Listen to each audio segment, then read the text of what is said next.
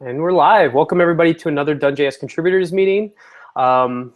With you as always is your host, Justin Meyer.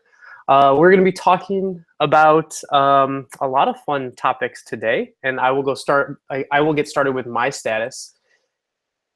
I got, and I'm gonna talk about this at the end, async compute's working, async event system.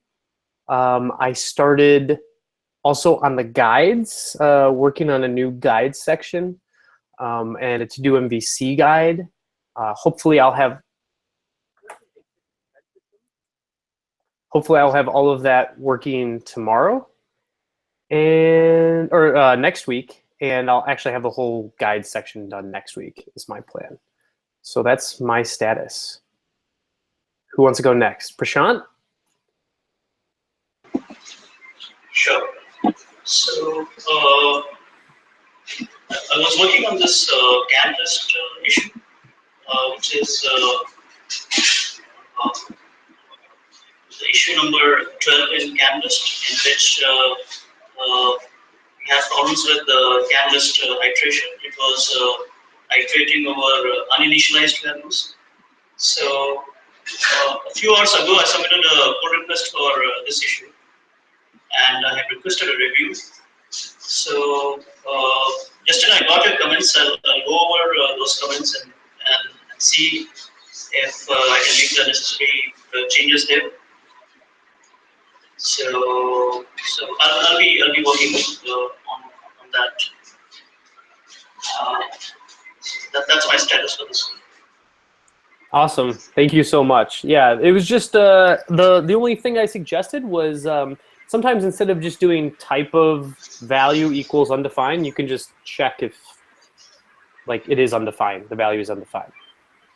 The other comment I actually removed because I realized what it was doing was correct, and that comment was meaningless, but the undefined check is a little subtle thing. But the value itself could be undefined, right? Let's say if we are initializing a CAN list, then we could specifically choose a value of undefined. I don't know. Sorry, what do you mean? Let's say if we are initializing a CAN list. Yeah. And the same example that you have given, let's say we are initializing a CAN list with, let's say, 4 items, and 2 of them are uninitialized. Mm-hmm. That comment. A sparse array is what you mean. Yeah, that comment you could ignore. That one, that was what I was worried. Like, what if I just didn't see how the code?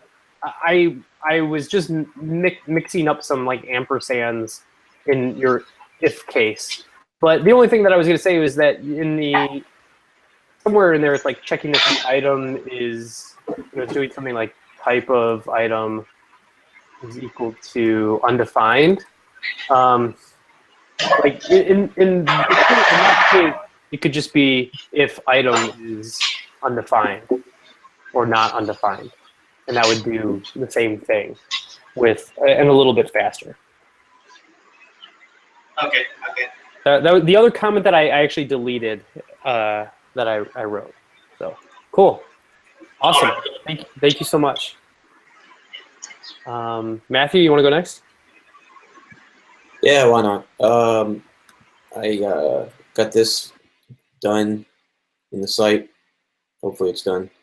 I also made it so that you can set outline to be 0 in your documentation if you don't want it to show the outline, which is probably not true for most pages, but true for like these kind of the main page and stuff. So yeah, I did that. Now I've been working on CAN bindings. There's some demos that from the old site, some like common use cases that I'm working on. So currently I'm working on kind of like a checkbox that can be either one value or another. And Brad had some suggestions there, so I'm kind of changing how that might work, make it more generalized, more usable. So I think I'll probably be at least a couple days next week on this because there's like probably a lot to do, and I think I might wind up creating a new project for all these converters as well. Awesome. So that's me. Sweet. Kevin?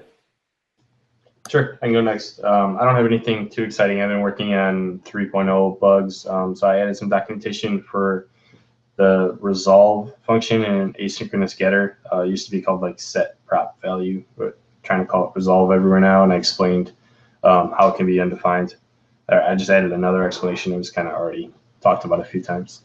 And then I worked on an issue with having quoted arguments inside of attributes in stash. That was actually working already, and then right now I'm working on another issue with an infinite loop in computes when you call the resolve function synchronously. It's kind of complicated, but anyway, 3.0 issues, and I'll be doing the same thing next week, more 3.0 issues. Awesome, thank you. Yep. David? This week I worked on getting our tests to run in all browsers that we support, so I started with Sauce Labs, which didn't turn out the way I was hoping. And now I moved to using BrowserStack with our test runner, which also had a couple of issues that I'm still working on fixing. One was that Socket.io broke in IE9. Oh. That was my crow. That Socket.io broke in IE9 for some reason. Like they made a release that didn't work in IE9.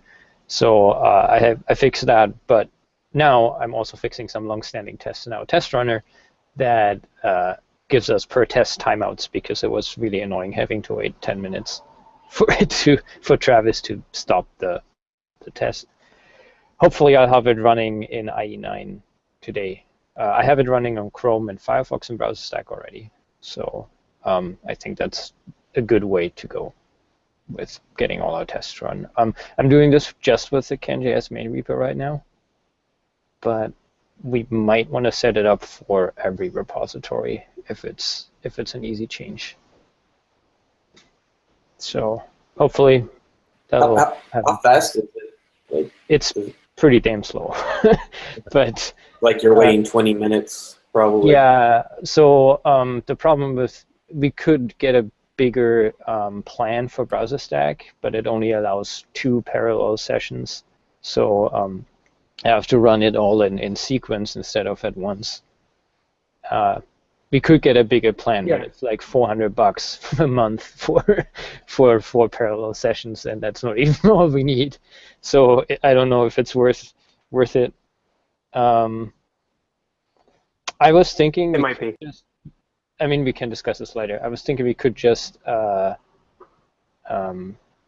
it on master instead of every pull request. So every time you merge into master, it runs the big test suite instead of just Firefox. That's pretty easy to change. Yeah, geez, that expensive, we should get into the test infrastructure business then. If it, Is it really $400 a month just for 4 machine, like 4 virtual like EC2 instances are like $40 a month. That's so crazy. All those guys seem to be adjusting their pricing all the time, and it always seems to be going up because they realize like, oh, this is actually they started at like $19 a month for a developer, right? And then they added all those other features. It's interesting because it's a competitive space, but there is no race to the bottom pricing wise. It's actually going up. Like if you look at Travis, right? What do they charge for private? Like $130 a month. That's some pretty good revenue, I think. So I think we have to run them in sequence for now, because I think the next plan was like even more for 6 parallel tests. Cool, awesome. So yeah, hopefully I'll have something running today, but there's a lot of annoying little issues, and it takes a while because sometimes you have to just run it and wait for it to fail. That's the most annoying part about it. Crazy. Awesome. Thank you. Andrea, you want to go next? Yeah. So this week, some of the things that I was working on were released to the GitHub and Twitter buttons, and then what Matthew showed earlier with the table of content, that styling. So when you scroll, it sticks to the top. And I've also been researching different ideas for a different solution for that because it works, but it's not amazing. So I've been working on designing some different things and going to be implementing them next week. Do you want to show what you have? Yeah, yeah. Do you want me to just show kind of like the mock-up that I've been working on? Mm-hmm.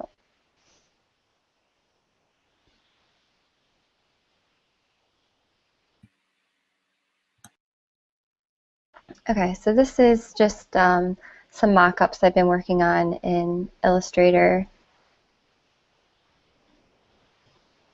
So here we have the CanJS site. This is the same side navigation, but this would be fixed to the side as you scroll through the page. Can you zoom in a little bit more? Yeah. Does that help? Yeah. Okay. And then we'd bring in this search right here, so you could search the CanJS site, moving these buttons at the top over a little bit so that they're in line with this content area of the page, adding this breadcrumb, and this would be fixed at the top. And then as you scroll, kind of similar to what is released right now with navigating through the different tags on the site, this would show you where you are in the page, or you can navigate to a different location in the page. And then this is just some different options for styling the page in a different way. So this is like the signature box, just playing around with different ways to have it look. Yeah, that's my update. So we can talk about that like at the end of this too. Just people can share opinions or get a feel for it. Okay. Awesome. Thanks, Andrea. Brad. Hi, everyone. This week I've mostly been focused on fixing some issues with stash bindings. So one thing is that we previously had an error where you couldn't use the special things like %sign view model or $ element in event bindings. So I went in and made a fix for that. And I've also, as of yesterday, backported that to CanJS 2.3. Both of those are still waiting to be merged and reviewed and released. But watch this space because you should be able to get that working soon. The other thing was added the ability to send from in parent-child bindings. You can actually send a compute now if you prefix the parent property with a tilde.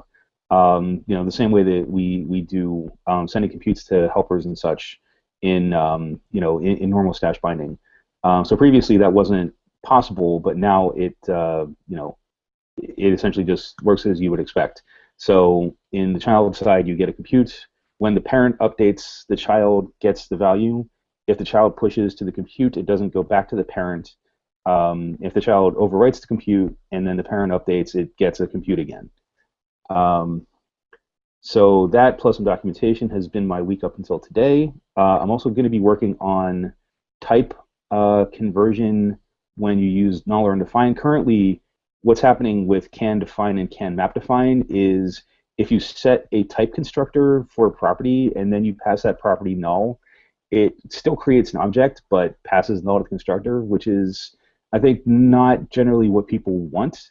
It seems like most of the dev teams agreeing with me on this one. So if you pass a nullish value, a null or an undefined, to that property, we're going to actually make that property's value be nullish out of it rather than making a type. And that's it. I'm actually going to be on client work next week, so I may not show up for the contributors meeting next Friday, but I still love you all.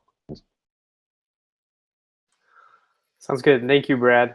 Quick question: should we make a new release for 2.3 then today? I don't know about today. I feel like there's still a few other issues that are being done that might eventually be backported. So I think we can wait like another week, I think. Okay. So I also haven't This is on backported that Friday. other issue yet, the second issue I was referring to, so we might want to wait on that too. cool. Awesome. Thanks. Is there anybody else who has a status that they wanted to share? Yeah, I have some stuff with working with like JWT auth with DoneServe and DoneSSR. Can I go over that now? Yeah, so that now, yeah, that was what I was going to do next. So now we kind of started getting into topics, and that was the first one. So Okay, cool. Okay, let me share my screen. So first, I'll just share my whole screen. First, what we've been working on, Matthew helped me get into both DoneSSR and DoneServe.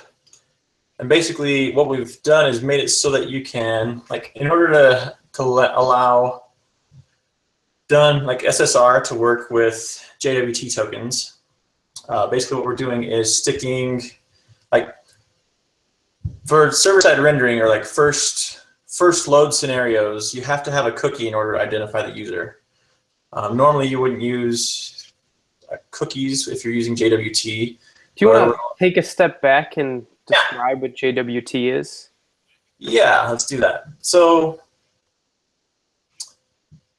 let's look here. So basically, like, normally when you authenticate with when you log into a website, the most common method right now is like when you log in, this website will end up giving you a cookie back.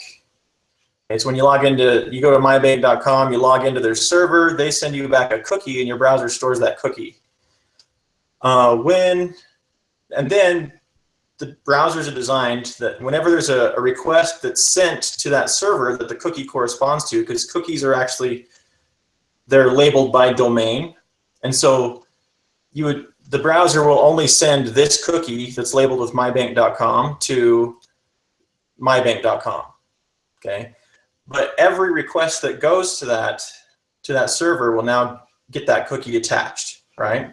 So and that's from any website, is if that server will allow requests from other pages, like attacker.com in this case, then that cookie still goes with it, and attacker.com just made a transfer to their bank account, for example. That's an example of one of the downsides to using cookies. Now, JWT is Marshall, real quick, did you ever test if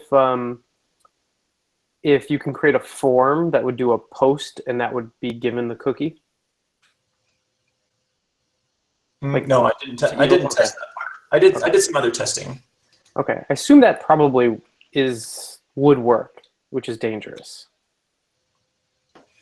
And if what I was saying wasn't clear to everybody, I mean, like, can I on bitovi.com create a form and then submit it so that it's going to send a request to like chasebank.com and do a post request on Chase Bank? Is that possible? I think it is. Go ahead, Marshall. Yeah, still pending. Haven't gotten that far yet.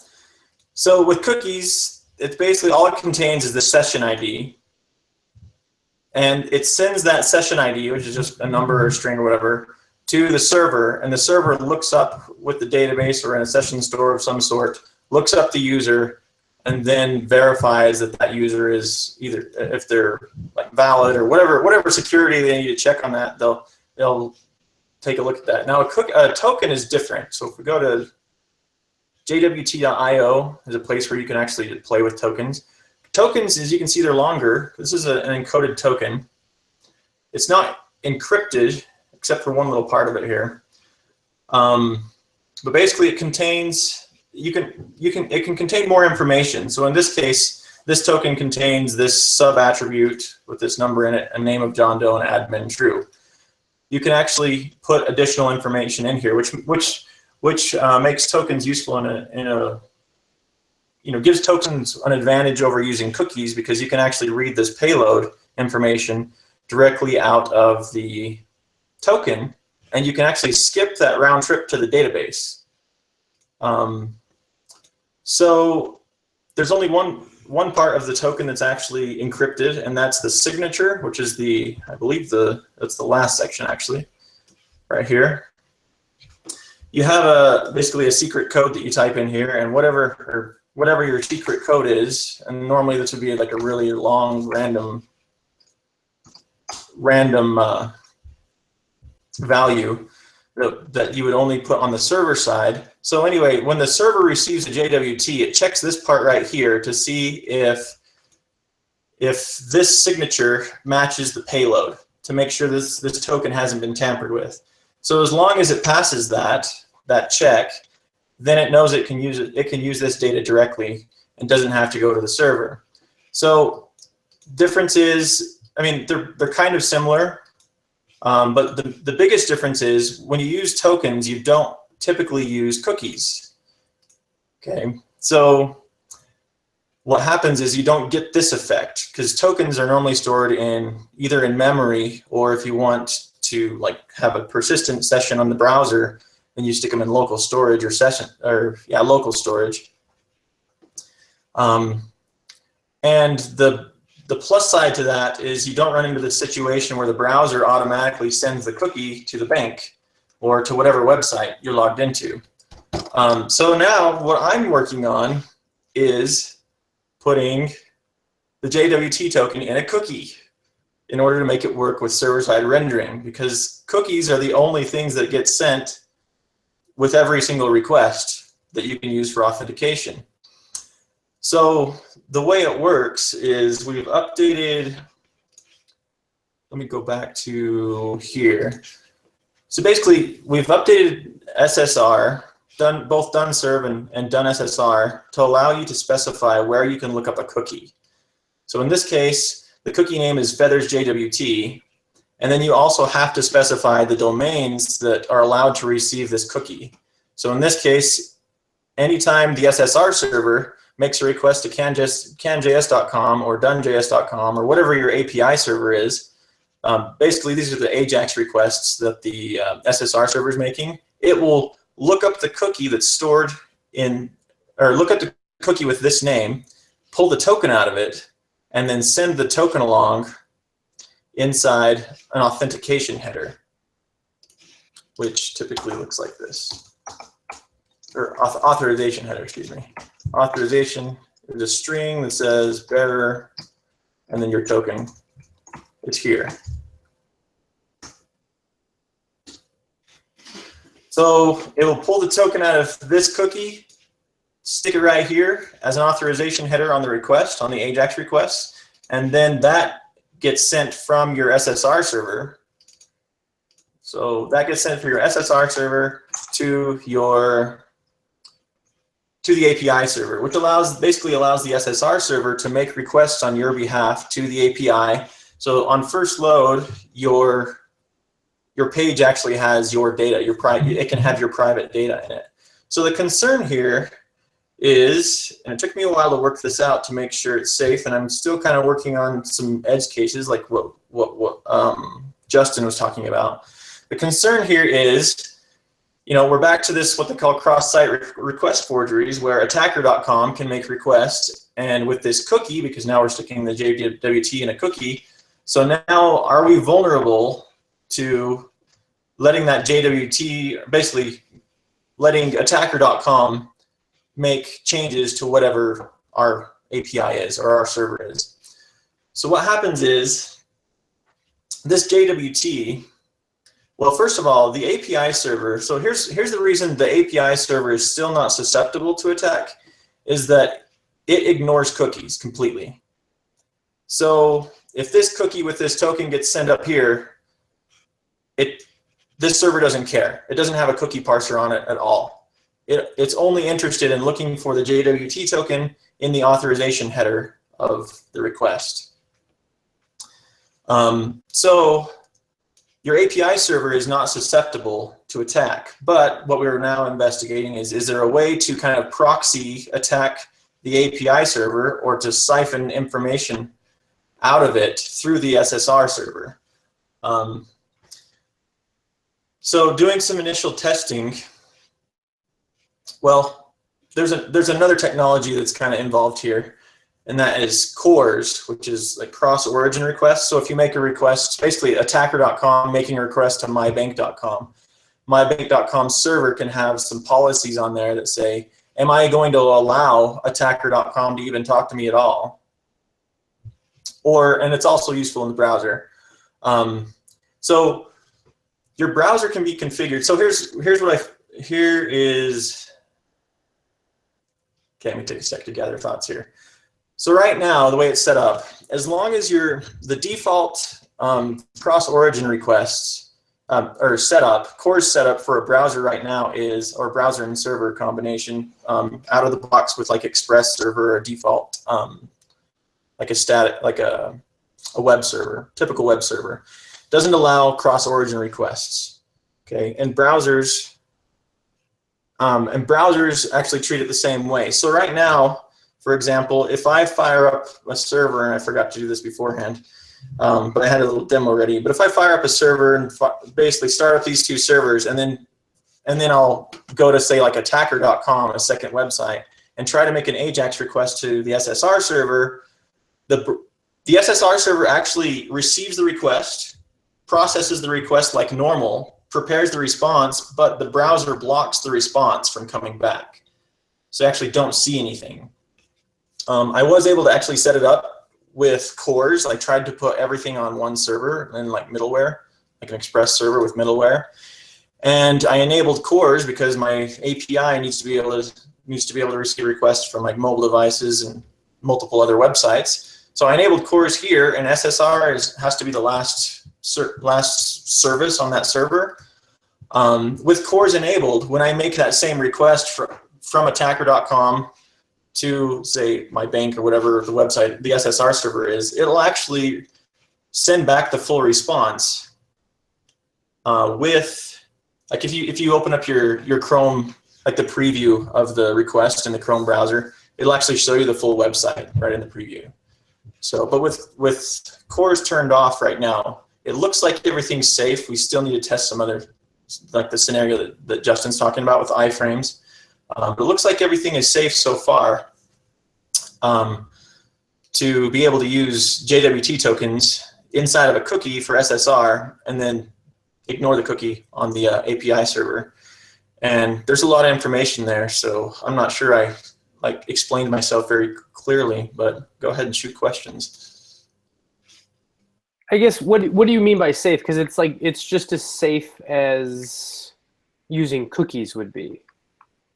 Right. Well, I think is what you're saying. My interpretation is that the cookie doesn't get passed to the bank, the API.mybank.com. The cookie is only between the SSR and the browser. Is that what you're saying? Yeah. So technically, you can't, unless you've designed your app so that like with a typical GET request, it'll post information back to your API and modify your data for some reason. I mean, that's just a bad design in the first place. But I mean, number one, you shouldn't really design it so that a GET request can change data. But since the API server doesn't listen to cookies, we can't like post data to the API server to try and make modifications here, and we can't post information through this unless you design your app poorly, because this user, unless he can hack your SSR server, at that point he's not going to attack your API server by modifying the requests or modifying the data that's coming in from here. He can just make the request directly from here. But yeah, the summary here, Marshall, would be that the way that I interpret it is that GET requests are equally as dangerous using JWT or you're just using normal cookies, but this would close potential post requests. Yeah. Because those would not be forwarded from SSR.com to API mybank.com. Right. And CS, cross-site request forgeries are like only effective if, because they really only like attack gets that do something, that modify some state, right? Like getting from them doesn't really give you anything, because like you can do the request forgeries and it doesn't like give you any information. It's all about modifying information, right? And so that's why if you have locked down that SSR server to only accept GET requests, and it's only going to make GET requests, which is not a hard requirement because that's really what it should be anyway, then you're not going to, and those GET requests don't modify state, which they shouldn't, again, then you're pretty much protected from cross-site forgery requests, or request forgery, sorry. Does that make sense? Yeah, but we're still equally as protected as long as your gets. I mean, really, the I guess what I still take from this is just in any scenario, your gets should not be modifying state. Yeah. And that's the real web most important doing Web 101, right? That it should have never ever been the case anyway. Unfortunately, it's still happening a lot. But this adds a potential level of like whoopsie daisies. In case you were doing something like your posts are shut down in this scenario, more likely shut down. So that's good. Yeah. Another advantage that JWT has. So there's the advantage. So all of this, by the way, has been important to me because of my involvement with Feathers. So I created this Feathers, I don't remember what it was originally called, but basically like a basic authentication method that allowed you to log in with username and password. And it would use it would give back these JWT tokens. It's since been extended by David and Eric on the Feathers team to work with like Facebook authentication and like OAuth 1 and 2 and a whole bunch of other things. But so Feathers like exclusively uses this, and also another service. What's the name of that service that uses JWT? Auth0. Auth0, yeah. These guys are the ones who have been pushing it the most as like a superior form of authentication. And they have a lot of articles on like why they're superior. I mean, but the biggest ones come down to you don't have to round trip to the server anymore.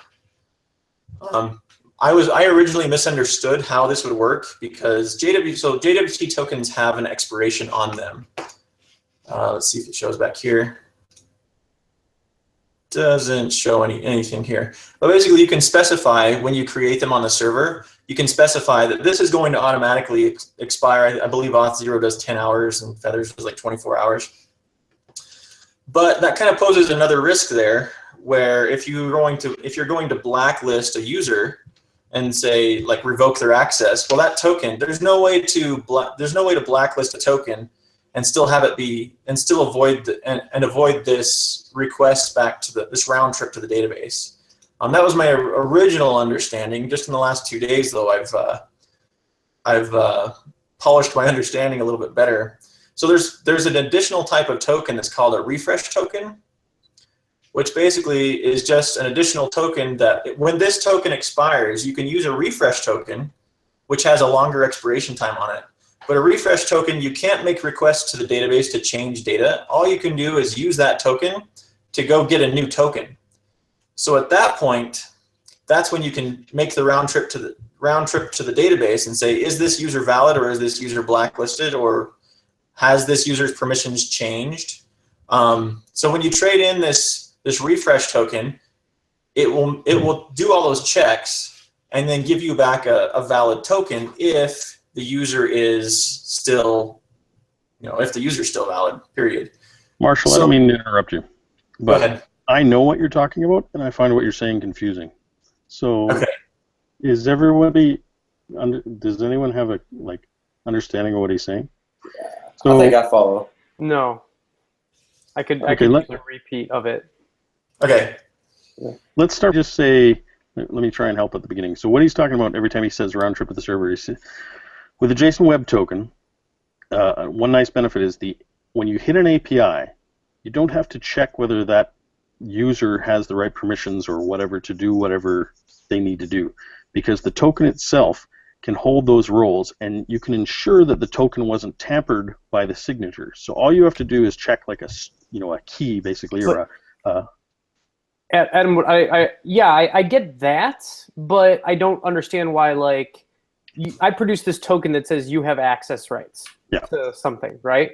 And then later I'm an admin and I say, nope, no, you don't. And that changes the database. How do you not have to go back to the database at that point? Right.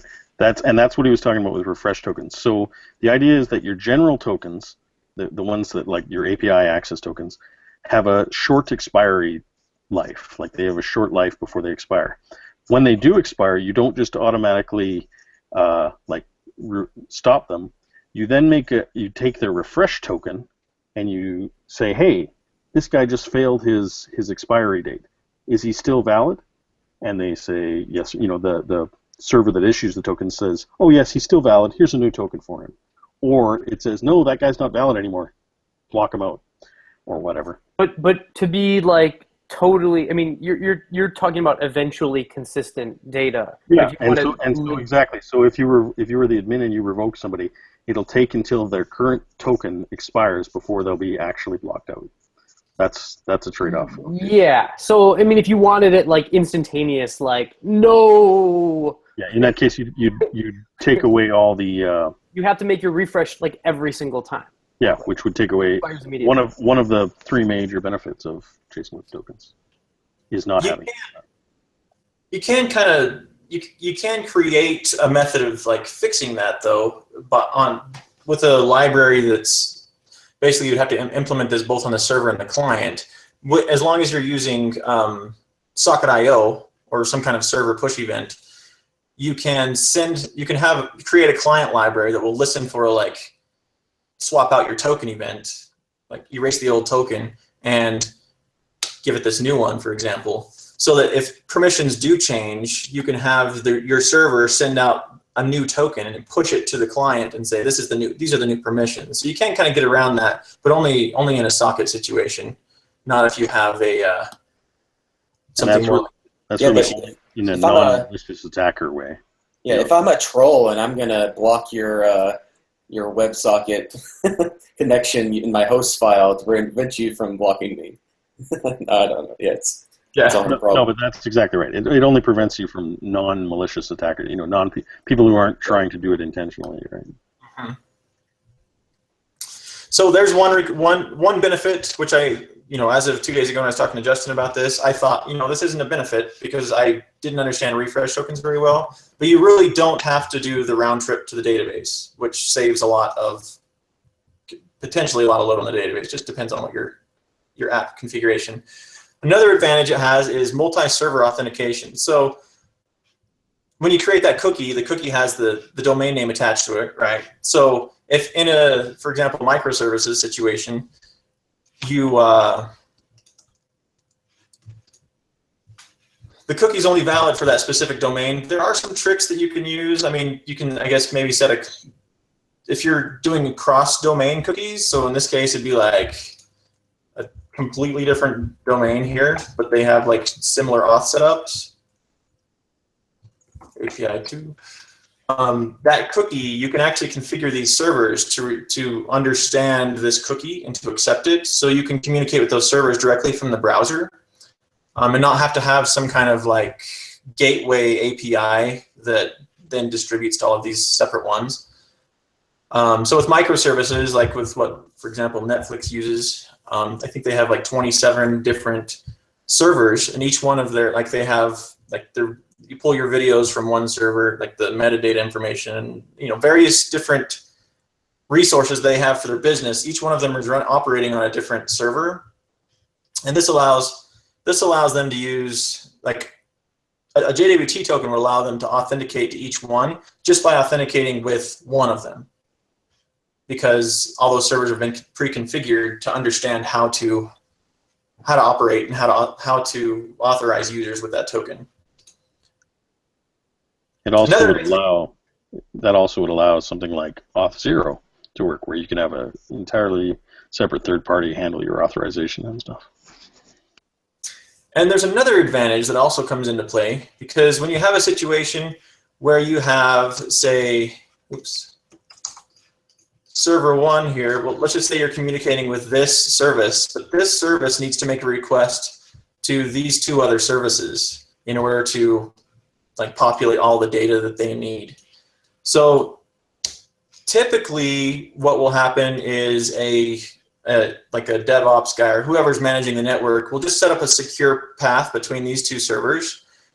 And you can add other layers of authentication, but adding a JWT layer as well. This makes it so with this same JWT token, this server, since it has the token, it can forward this token on to the request to these other servers, and they all speak the same language. So in addition to having SSL connections between these servers and whatever kind of other encryption you might have, you have this extra layer of now there's a JWT auth going on, which would be similar to sending the cookie to all of those, but I don't think it's quite as flexible as with the JWT tokens. So there's an additional layer of auth that you can implement.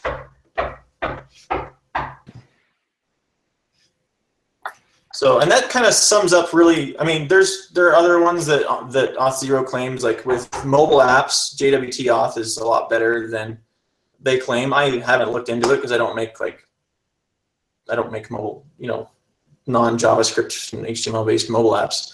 So I haven't looked into that, but they claim that there's a lot of advantages to working with apps as well. And in that kind of a scenario too, your JWT token is even more secure because it's more sandbox. So it's not necessarily like a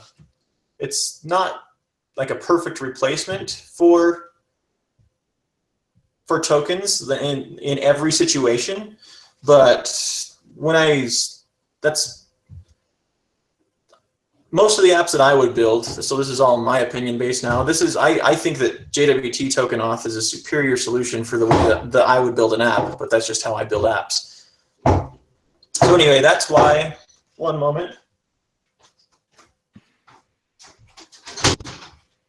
Well, I just want to say thanks a lot for presenting this, Marshall.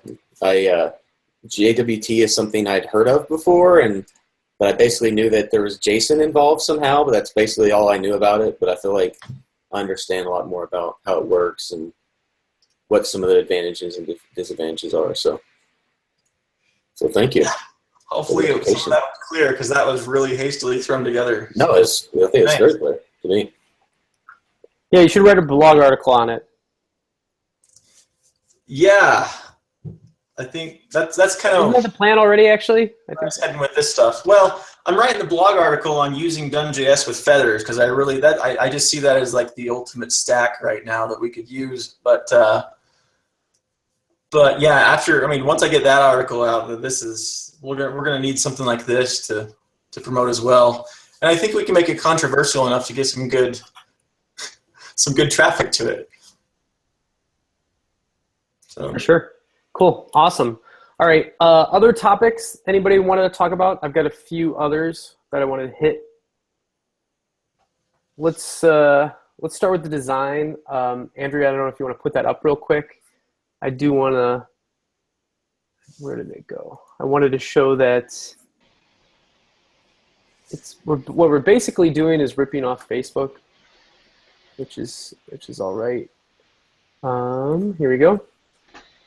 So you'll see that the behavior that the kind of similar behavior we're going for here, which is this, so because that's a big problem, is like, we're trying to figure out a way to merge the DoneJS, what I like so much for things like guides,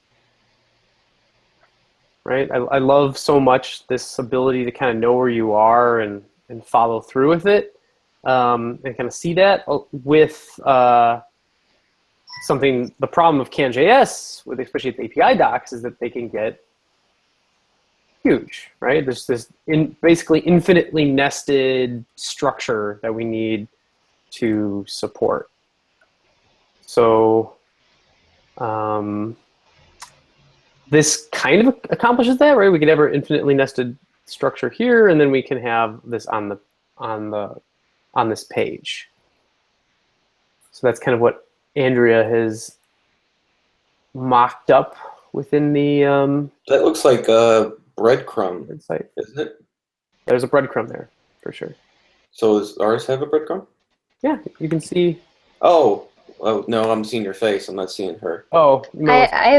Can you see mine now? Yeah, I can see it. Okay. Okay, so yeah, so we added this breadcrumb at the top, and then I mean Facebook's their API, they do a really cool thing where you just hover over it. So it's similar to what we have right now, but there's just like a little tooltip that when you hover over, you can select where you want to go. Okay. Is that sticky as well? Yeah.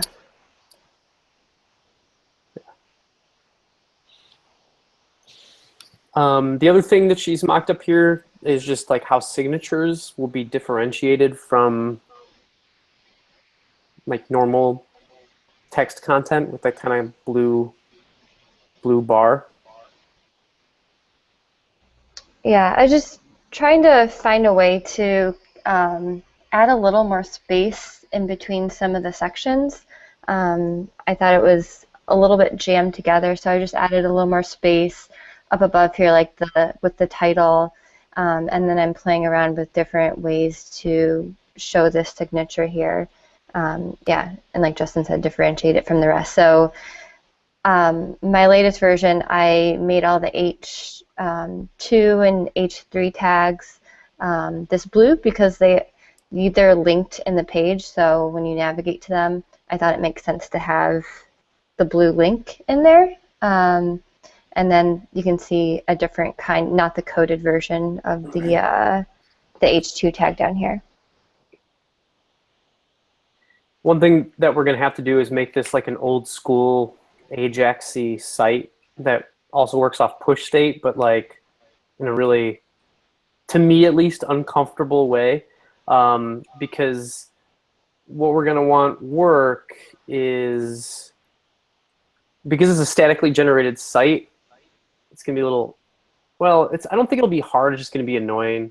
But we're going to need to make it, you know, if you've scrolled down and you click something, we don't, like, if I scroll down and click access tokens, we don't want this to change.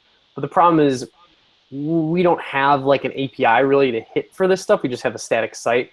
So we're going to have to like, you know, make an AJAX request for the actual entire page and then pretty much parse out or we can create like a document fragment and pull out what needs to be there now and what needs to be over here, and then kind of reposition this and kind of flip it with hopefully not too much of a flash. It's kind of gross, but it's going to be far easier to do that than like actually make it work against like to actually get like a real, you know, service kind of setup so server-side rendering works and things like that. So we're going to have to figure that out. Cool. Any other comments? Like a lot of effort for what's the gain really? The gain is going to be with, let's say I'm on guides down here and I'm checking out this page or something, and let's say, or one of these other ones has like a lot of navigation, and this allows us to, like, the person can scroll this independent of this, which is really nice. It's not sticky though, right? It's scrollable. Yeah, it's just like this is. If you could imagine this was a lot bigger. Is that sticky? If I go down on the right side all the way, is that go with it? It is sticky. Yeah. This is sticky, and this is like fixed position. Well, it's all fixed. Yeah. Well, I really dislike position fixed. Not the content. Don't you think we're kind of getting away from the whole brutalism thing a little bit? We're getting maybe with the functionality, but not really the design. But no, right, yeah, not with the design. I agree with you there. Yeah, I think that like it's worth it. I don't think it is. I don't know what the use case for having the sidebar always visible. Because I feel like if I'm looking up documentation, like I'm looking up Can Connect signatures, I'm not just randomly looking at random Can Connect signatures. I found it pretty. No, I mean I have found it kind of annoying sometimes. Where like you have to then scroll down to find what you want, and then you want to go to the next page. You have to scroll down here. What do you mean by go to the next page? Like, especially in a guide, In a there'll guide. be like place my order guide, right? Like this Can we- this would be really obnoxious to go to constructors and then like, okay, now I'm at the bottom. I want to go to the next page. Oh, gotta scroll up, find We could do observables. like some pagination at the bottom of the page too. Which there is. It does tell you what's there, but Okay. it's nice to be able. I think it's much nicer if you could just keep this here, and then you would scroll and you kind of keep contextually, your menu. Like, and you don't lose it every time you go, kind of where you were every time you go to a new page. Yeah, I disagree because the menu is not the focus to me. I guess it does. To me, it doesn't really Information hurt is the anything. focus. I don't know what it really hurts. What it hurts is As- that you have to. You're talking about like re-implementing like core browser features to support it. I guess that would be the re-implementing core browser features. yeah. You're like re-implementing navigation, right? You're like intercepting using push state to intercept the thing. Oh Like, yeah. No, I'm not trying to be negative here. It's not the first time okay. we've done that. I guess to me, right. is this something that I guess let me put it a different way. I think, well, let's separate out the amount of effort it takes from whether it's good or not. I think it's good. Okay. I think that it's good. Now, the amount of effort that it takes to get this to work, I think is only like a day or so of effort.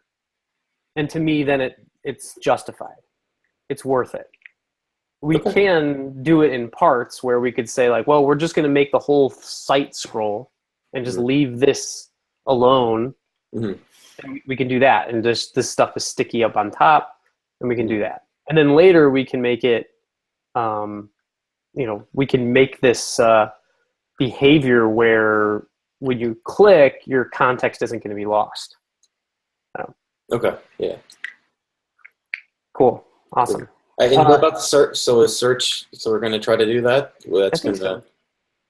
Or we're going to have Are we going to have some type of backend for that, or are you going to I load think the whole I'm going to thing? do it JavaScripty, the same way we used to do it in. Right. So that would search titles. It'll Right. search titles and content. And content. Huh. Yeah. One thing we did in the past was we basically made it how we had this working a long time ago with the old DocumentJS was it would actually store everything in because you can just load the whole file, and we could also load the description as well. But we could load the entire doc map, which is going to be enormous.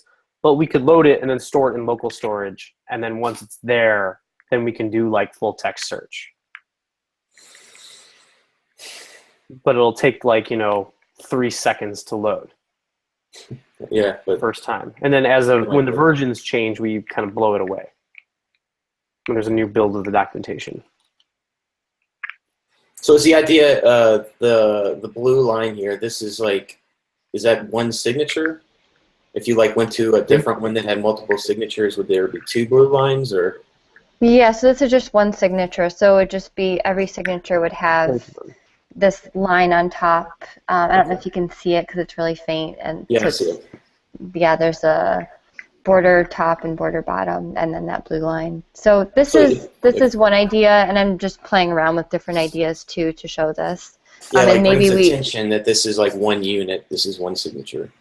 yeah, and maybe we Right. keep what we have right now, but I thought it might be nice to differentiate it a little bit more. So that's why I brought in that blue color. Yeah, we could go have like a sequence of colors maybe. I don't know. Cool, awesome. Thanks, Andrea. The next thing is guides overview.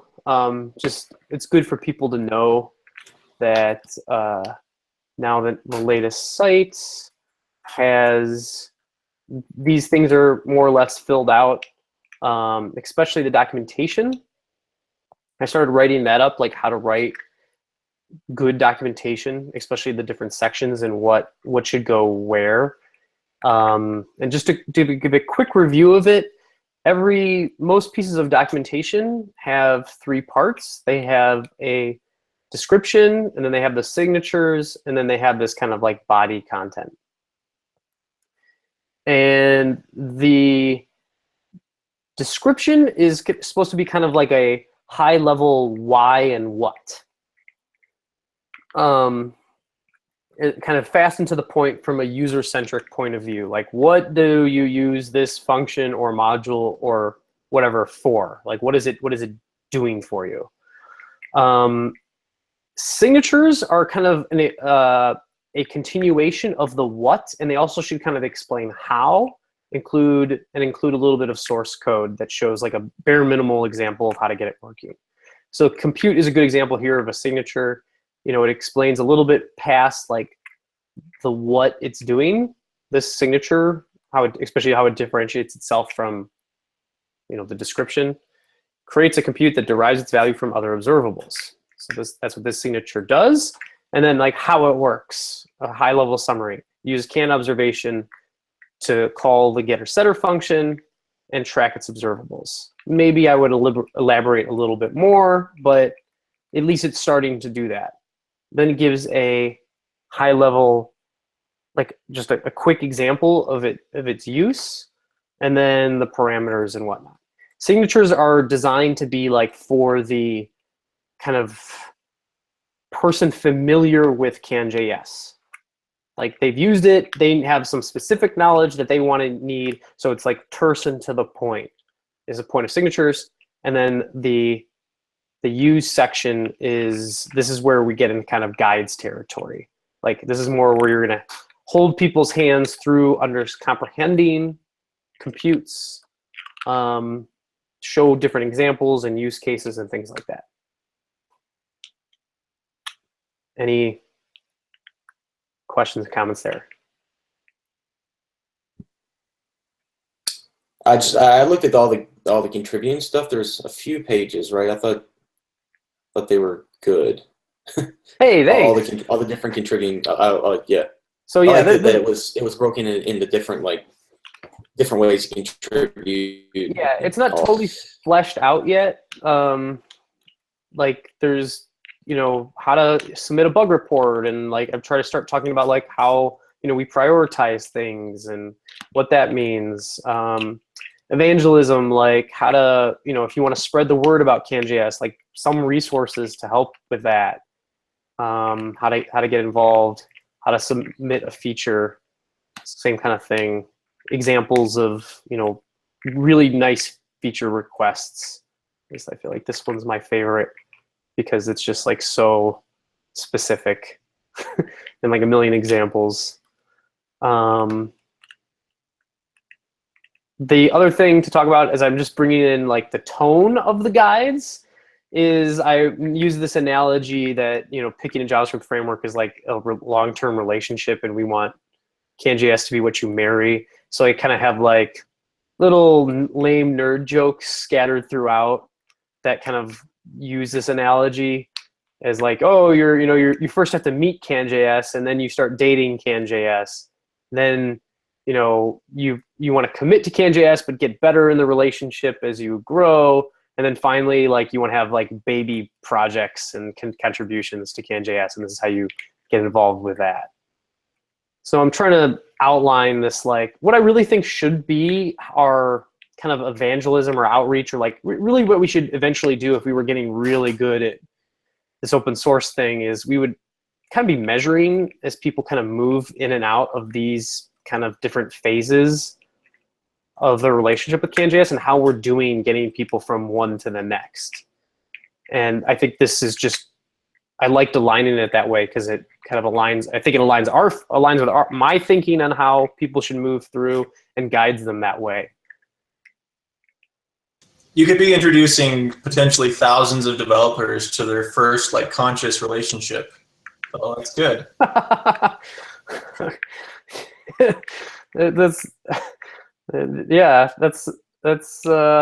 find that very funny, but I think that some people would find that a little offensive, but hey, we're all nerds, so we can make fun of our own. So yeah, that's the idea here. I don't know if there's anything else. I think the only other thing was just the async events. Those are working, but I think now, I think I got it to the point where I don't think we have to do this in a 3.0 anymore, like have to pull the trigger, and I think we can release 3.0 before it. Mostly because I feel like I have a path that allows us to make async. I think I have a path that allows us to add async behavior in over time, and then potentially support both for a while. Like can observation and can compute, which are probably the most influence, can support both async and sync, and they can have tests for both. So that puts a little bit of overhead on us as the maintainers if we want to, like, you know, eventually as part of 3.0, okay, we've got this async system in. Sure, it's a 3.5 version of can component that supports fully async behaviors, but there's still sync, and it supports both. I think there's a way to support both, and that's why I think we can release prior to async. Why do you want to support both? Mostly, I don't want to support both. I don't want to delay getting 3.0 out.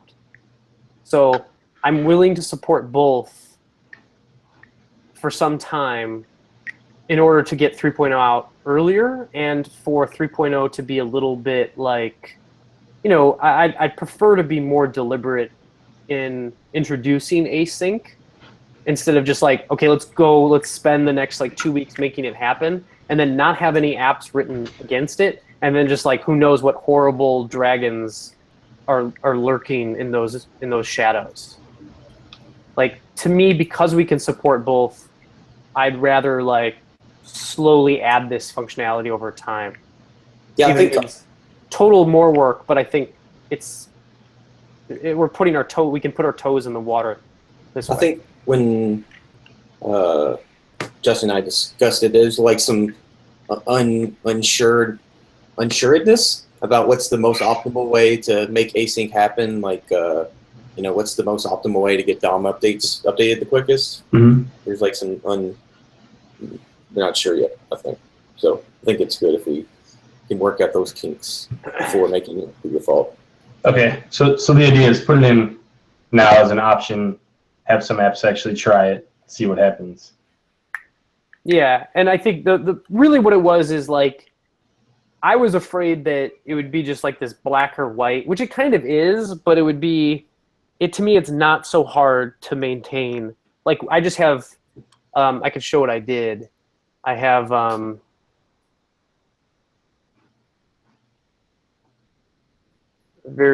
just have in the tests that are running, I just have something like, I have an async test, and that just calls can async, puts it in async mode before every test, pulls it out of async mode after every test, and then it just makes sure that like things work. So in some ways it's like, yeah, we'd have to support kind of two different tests. We do this already with things like what's it called? Like different DOMs, like we do in Stash. And we do the same thing for define map and for normal maps. It means our testing is going to get more and more and more, but that's fine, because like at 4.0, then if it is good, we can just drop it at 4.0, the sync mode, if it's just definitively better. So this isn't running all of the same sync tests? It's new tests. It's different tests. Okay. Yeah. I could go and like, what we could have is another way of doing it would be to have all the same tests run twice, but these are not going, like, we're going to call that flush before anything happens. And we have these little flush points, which is just kind of a null op when you're running in sync mode. But the reason why I wrote is that I actually want to make, you know, at least for some times, you want to make sure that it's actually like working asynchronously. And your flush, it doesn't depend on flush. So that's why there's these separate tests. Like, it actually makes sure that like these events are firing after. Oh, this is actually doing that check that like Adam kind of pointed out, which is I changed this. I have these compute Justin Meyer, first and last name, and then I have a full name. But when you read full name, you're actually going to get the updated, and because it's going to like basically flush that one. Actually, it's going to flush. I think it's going to flush everything whenever you read any compute. Which maybe eventually we could turn to somehow it can backtrack and know, like, oh, I only need to flush the events that are related to this compute, but this works. So anyways, that's the state of async. I think we can release 3.0 without it being fully supported. Cool. Anything else? A quick thought about the documentation, the styling. So I kind of agree with Matthew that the fixed top bar isn't good, because like when we have like a fixed sidebar and a fixed top bar, like the menu, it kind of makes me think that I'm looking into a box with like a thick border, and really the area that I'm interested is getting smaller. So why? And I see your point, Justin, that you want to like kind of easier get like the navigation back. So why don't we like do this? Like if you scroll down, the navigation goes away, but if you start scrolling up, the top menu will just kind of like scroll down. Yeah, like the same way as Medium, I think has it. Sure. Yeah, like can you guys see my screen? Yeah. Yeah.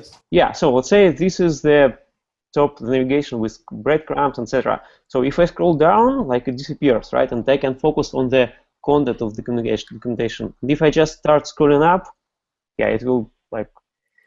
Yeah, it's a little bit different because the amount of navigation that's going to come is like the whole left-hand side, and also the side itself needs to be scrollable. But left sidebar we can keep. Yeah, that's fine. I'm just concerned about the vertical space. Like, oh, yeah, because like if like I just recently worked with this one, and I really feel like it's. I don't know. I'm with you. I don't like how this looks. Like this I think it depends. Like I'm kind of claustrophobic, so that kind of thing bothers me. I also think that there's a lot of like in what you're giving right there. There's just a lot of like that Aurelia hub. Like who cares about that, right? Like maybe we can get rid of the. Yeah, but that's not about the content. That's about the feeling that I have, and that's it's just extra things. Yeah, we don't. I feel like extra things that are completely worthless are going to be even more annoying compared to extra things that are like valuable. Yeah, if but that makes sense. Mm. Do you know what I mean? Like, but you can easily get it access by just start scrolling up, and you get the whole like what you want here, right? When you're in a page like a really long module page, how often do you think you'd be trying to find something else in that page and like clicking on that table of content? Yeah, so that's to me that's a big concern even with this design. Like compared to, I feel like a lot of that content can get lost, and I want to like shove that in people's faces. Like I know that like you want to read what you want to read, but I feel like there's so much content that might not be known that I want to like be like, here, look how easy it is to find like those different sections on like can component. Like how many people know that like can components docs have a bunch of, how many people do you think have found the tabs examples and things like that, right? Like hopefully a number of people, but like I kind of want to shove that these examples exist. Like if you're looking at, yeah, sure, you're maybe reading about view model right now, but like you know that there's examples, and that's not going to be lost. And I kind of want to shove this content in people's faces. Like I guess I'm okay with that. Yeah, but you still will have the left side menu like fixed. So when you scroll, you kind of know where you are, right? It's just the additional menu on top won't like annoy you. Like you don't know where this stuff is. Yeah, I think that's. I mean, I definitely think it's okay to like get rid of this one. Like I think getting rid of this one would be fine as you scroll down. I'm a little more hesitant to get rid of the one that the additional one that Andrea's designs show, with the breadcrumb and with keeping this information like at people's fingertips, especially in terms of the guides and things like that. So I don't know, and I don't know. I think that to me is kind of, we can play with that. That's like, you know, the work of like a half day to then make both of these things also go away, or one of them go away. So I think that's something we can play with. Cool. Okay. But yeah. Edit this page link. Hopefully, but I don't think by launch, no. Okay, just like if that's in plans, that would be. Really Well, we always had like the source link, even in CanJS 3.0, but that's not it's not something I'm planning on doing right away. Okay, just curious. Cool. Helpful for like gathering contributions as well. Oh, so. I totally agree. It's just not super easy to make work. I guess some of our docs are still interspersed inside code, right? Some of our docs, and now it's even more complex because our docs are interspersed between projects. In repos, yeah. And different repos. So like it's not near, it's even harder to make work now than it was in the old version. And then also, like, what's actually more concerning to me, the biggest concern to me, I'll tell you a secret, is how are we going to make versioning work with this new system? That's what haunts my dreams at night. But I'm pretending like that problem doesn't exist until I figure it out. So there's just going to be 3.0, and that's going to be the last version of CanJS. That's what happened with Steel, basically. Steel has the same problem, so we just don't have multi-version docs in Steel. Yeah, but yeah, we're going to want that. So anyways, I'm going to call it here. We've been talking for an hour, 15 minutes. Long-ass meeting. Sorry the curse word. Everybody have a good weekend, and I'll see you next week. See you later.